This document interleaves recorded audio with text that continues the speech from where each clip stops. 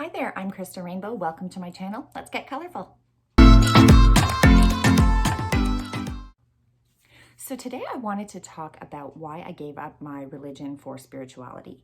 And so I grew up Christian. I was a Christian for 20 years of my life, and I had never really felt that deep connection with God. I'd never had any communication from God, and that's kind of what triggered my spiritual awakening. I just started to wonder, where are you and what is life about? What is this purpose? And so it was probably 2 years into my spiritual awakening. I was still a Christian, and my life had changed entirely. I was looking at numerology and astrology, and I was doing Reiki, and I was meditating and speaking to beings, and I was seeing mediums, and, just everything that I could get my hands on, angel cards, tarot cards, all that sort of thing, just to get guidance from the universe. And so one day I came across this verse in the Bible that basically said divination is a sin. And that's what divination is. It's mediums, it's astrology, it's numerology. And so I kind of came to a crossroads where I had to make a decision. I could believe this book that had never really brought me any benefit, or I could believe everything that had happened to me and the process that I had followed and all these wonderful tools that I had been given. And so I had a heart-to-heart with Jesus, and I kind of contemplated everything, and I told him, this is my decision. But Jesus was always a really important person to me. He's an ascended master. He's a very advanced spiritual being, and he is a guide for us all. I'm sure you've heard the term Christ consciousness.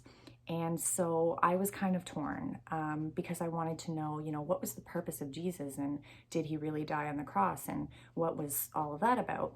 And so at this point, my vibration and my consciousness had expanded enough that I didn't really believe in sin. I didn't believe in hell. So I kind of wanted to get more clarification on this whole thing.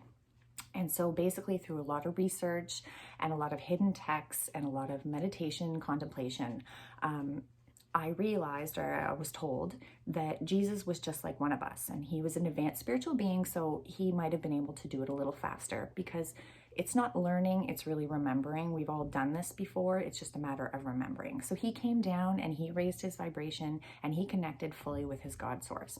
So because he was fully connected with his God source, that's why he was able to perform miracles.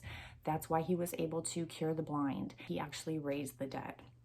And so his thing was, he always told us, you will do greater things than I. He was trying to show us that we can do everything that he can do. We can have magic in our lives. We can create miracles. It's just a matter of following that path and connecting to your God source. And so I thought that was really cool. And I wanted to know, why did he die on the cross? Because he was so connected to God, but then when he was on the cross, he would call out, why, God, have you forsaken me? And that all has to do with vibrational frequency. And so when you're going through the experience, you know that your vibration will go up and down, and you can work to keep it at a pretty steady pace, but you have times when it will go down. Sometimes it's meant to go down to kind of give you that motivation to kind of work yourself back up again, to see things in a different light. And so the day that he died on the cross was the day he was in low vibration. And, this was all kind of making sense to me now. And then he came back and he showed us life is eternal and that you don't die, you're not gone forever. And I truly believe that the second coming is a spiritual awakening within each of us. I don't believe it's a physical, he's coming back a second time. I believe that it's an awakening within each of us, the awakening of the spark of the Christ consciousness. And so I encourage you to kind of research and kind of contemplate and go over your kind of religious views and kind of just see what resonates and what doesn't resonate anymore. And don't be afraid to take that plunge, because sometimes it can be holding you back. And I don't want to offend anyone. I have nothing wrong with religion. I believe that you create your reality. Whatever you're meant to believe, you're going to believe, and that is real to you, and nobody can tell you otherwise.